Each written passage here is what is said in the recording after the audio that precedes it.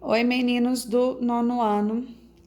Como eu disse no vídeo, nós vamos dar sequência nessa matéria. Acredito que na próxima semana a gente encerra a apostila 1, né? No qual nós vimos muito sobre a Europa, né? E o seu bloco, o seu gigante bloco econômico em sala de aula. E começamos a falar sobre a CI de forma online, tá? Só para a gente recapitular antes de começar a matéria de hoje. Trouxe para vocês a matrioska, que é aquela bonequinha russa que vocês viram no início do capítulo 3, onde é uma boneca maior, que ela de dentro dela você tira, né, uma boneca oca, que você tira de dentro dela as demais bonequinhas, né? O que isso tem a ver com a nossa matéria? Primeiro, que é uma boneca russa, então é uma boneca da área que nós estamos estudando, né? E segundo, que a gente vai mostrar a importância da Rússia dentro desse bloco, dentro dessa CI.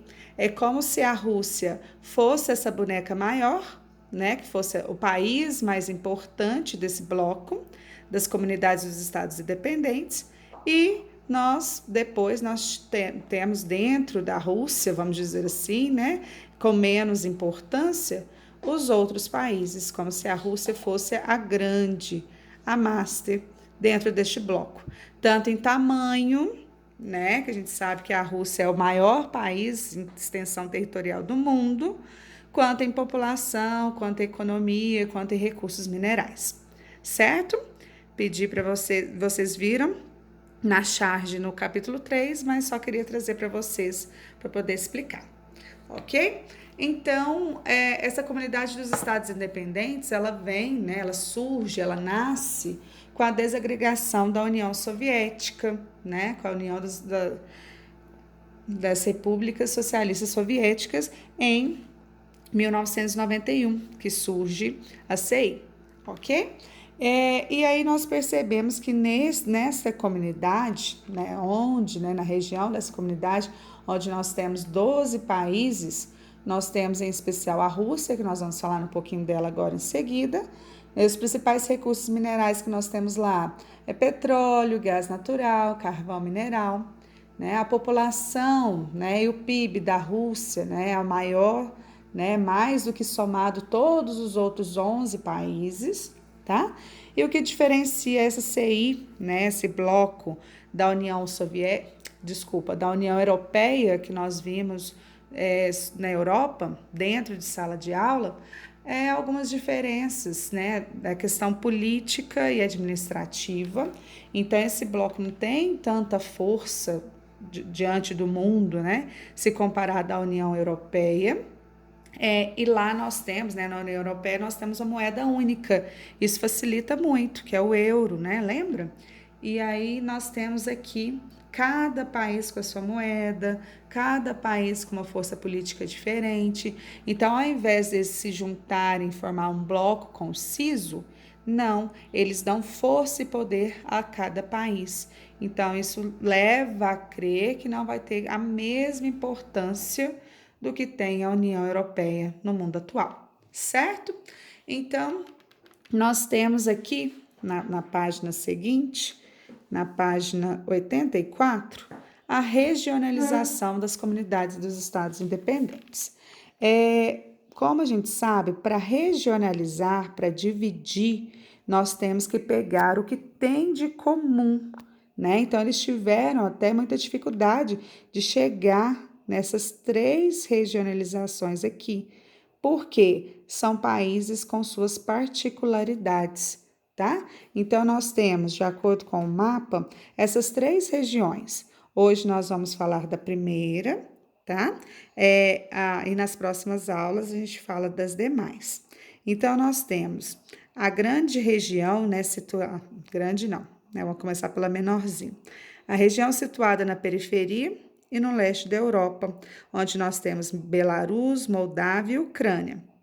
Nós temos a região, né, mais aqui a sudeste, que é composta por Armênia, Azerbaijão e Geórgia, tá aqui. E nós temos a grande região, né, que está mais no centro, né, que é formada pela Rússia, pelo Cazaquistão, Turcomenistão, Uzbequistão, tá? Que é essa região aqui de laranja e amarelo, ok? São as 3 regiões, né, da CI, de acordo com as suas particularidades, que não são muitas, certo? E aí nós vamos falar um pouquinho da Rússia, na página 85. Nessa página, vocês vão perceber que, como eu falei no início, que a Rússia possui o maior território do mundo, né? Tem a maior população deste bloco, né, da comunidade dos Estados Independentes.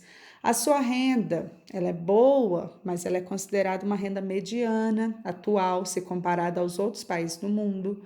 Já teve uma renda melhor no passado. As pessoas têm uma expectativa de vida também mediana, né, de 68 anos.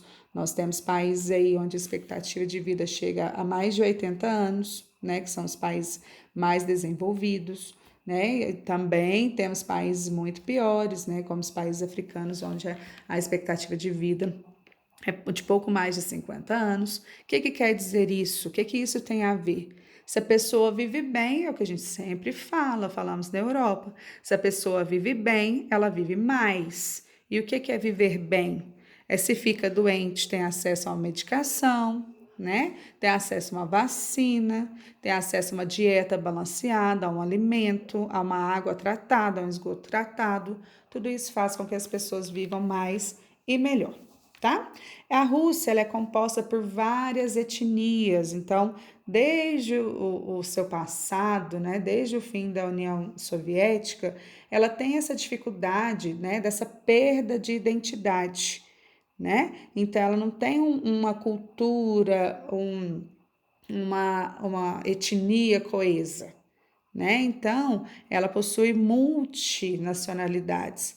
Com isso, nós vamos pensar o seguinte: pessoas com várias identidades e várias culturas diferentes dentro do mesmo território, né? Então, a minha ideia não vai bater com as demais. Se não vai bater, se eu não respeito, eu vou criar grupos separatistas, eu vou criar conflitos, eu vou criar divisões, né? E isso que está exemplificado aqui no mapa, né? Os conflitos, né? As zonas de conflitos aqui, né? As áreas de contestação de fronteiras, ou seja, eu quero o meu território, eu quero a minha disputa, né? As áreas de refugiados.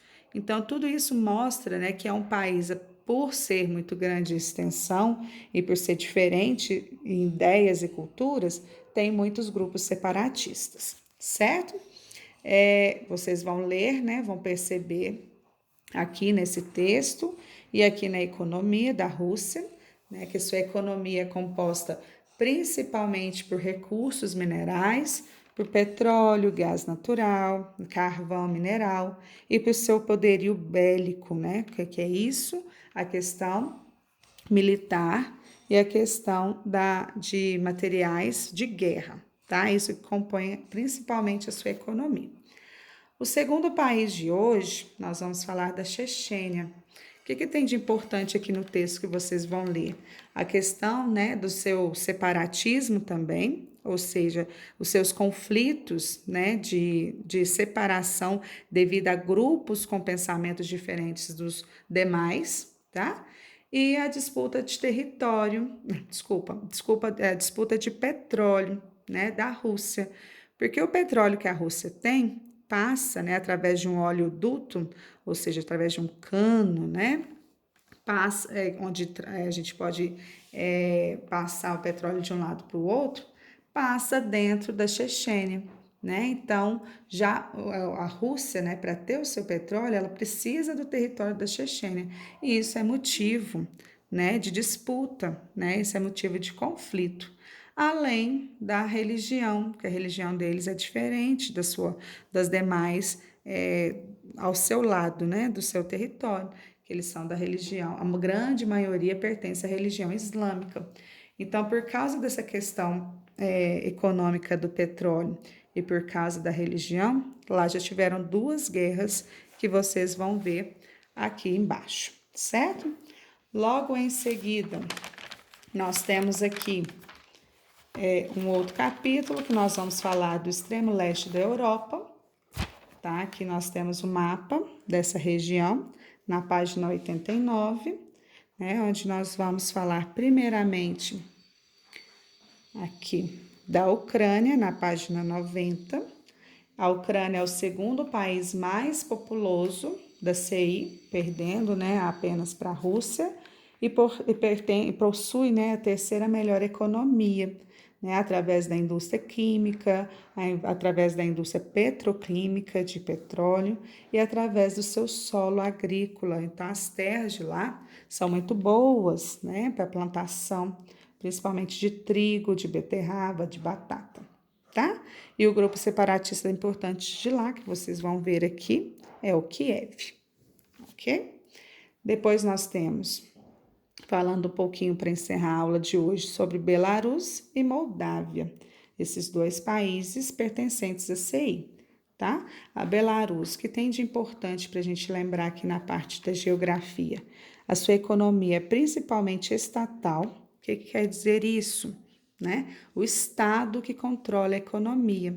Vamos pensar aqui no Brasil, nós temos algumas empresas do Estado, mas nós temos muitas outras empresas pertencentes a pessoas, né? A grandes empresários ou grupos de empresários.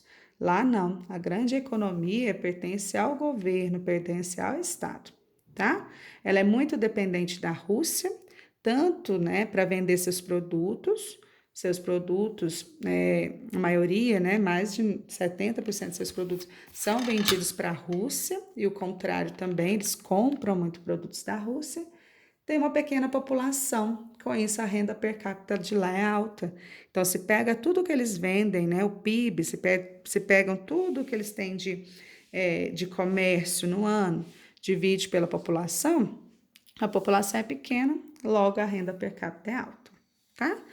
E a Moldávia é um país pouco industrializado. O que quer dizer isso? Lá tem poucas indústrias. Então, com o que eles ganham dinheiro? Com a agricultura também, principalmente com tabaco, né, responsável pela produção de cigarros, e da uva, principalmente para vinhos, tá?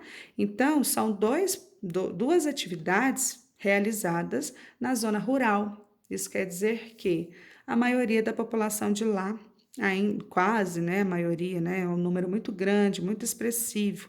A população, quase metade, ainda vive no campo, ao contrário de muitos países aí no mundo afora, né, que a maioria da população vive nas cidades, certo?